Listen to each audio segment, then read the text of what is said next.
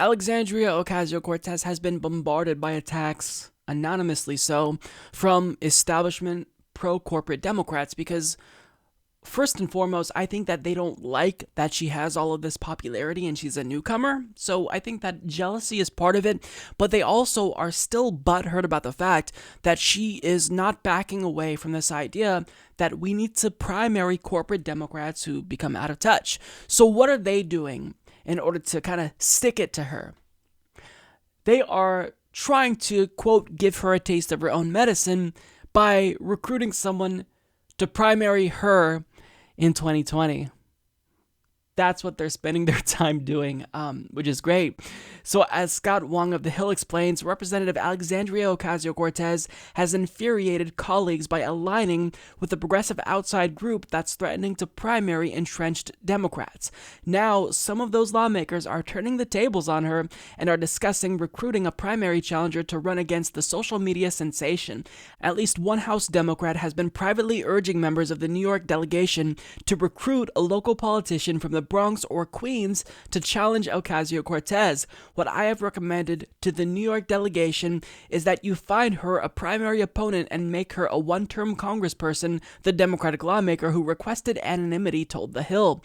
You've got numerous council people and state legislators who've been waiting 20 years for that seat. I'm sure they can find numerous people who want that seat in that district. No potential challengers to Ocasio-Cortez have yet emerged, but one New York political insider noted that the Queens and Bronx district is home to many ambitious politicians who are close to Crowley and don't like that a political outsider took his seat. She's pissing off a lot of people and has probably made a lot of enemies. A lot of people who are furious with her are Joe's allies, including some named Crowley, said the insider, referring to Crowley's cousin, Elizabeth Crowley, a former New York City councilwoman. She is a woman. She's been moving more to the left. She would be someone interesting. Now, Alexandria Ocasio-Cortez's team was asked to respond to this article, and this one courageous Democrat who remained anonymous, their plan to primary her, and she basically said what we all expected. Bring it on. Now, of course, I'm paraphrasing, but she's remaining principled. She's saying, I back primaries across the board. So that means you want to, recruit a corporate stooge to run against me? Bring it on. Because if you want to live in a democracy, you need to accept that when the status quo stops representing the people, we are allowed to bring forward someone who's actually going to represent the people. And one thing that really bothered me about this article, or specifically enraged me about this article rather, is that the sheer hubris of these establishment pricks like Joe Crowley who feel entitled to that seat, and other people who supported Joe Crowley but were simply, quote, waiting their turn. That seat didn't belong to you, Joe. That seat belonged to the people in New York 14.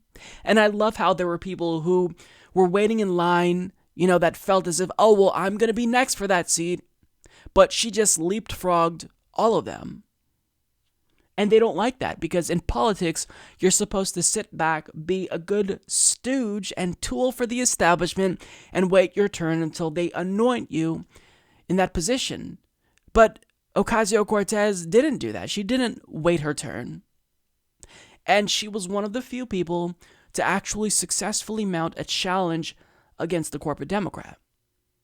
And not only did she beat them, but when they see her popularity and all that she's doing to move the Overton window back to the left in America, they hate it even more because this is outraging their donors. So if you want to primary Alexandria Ocasio-Cortez, do it, because I would love to see a corporate stooge get curb stomped by a progressive.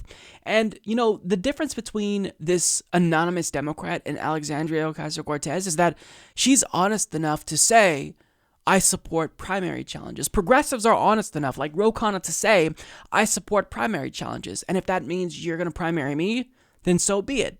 We live in a democracy, so we're going to allow democracy to take place, and whatever happens, happens. But they can't even say it without requesting anonymity. They're a bunch of cowards. Absolute clowns.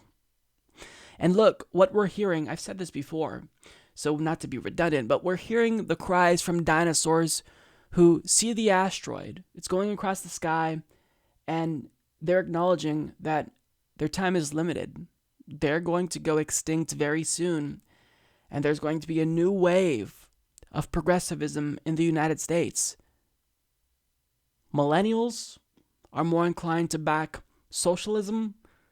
The next generation, Gen Z, prefers socialism. So there's a progressive left movement that you are not going to be able to stop. So either you get on board the progressive bus or you get run over by it. It's your choice. Subscribe if you like this video, folks. Mike's tremendous, and he's doing a really, really good job.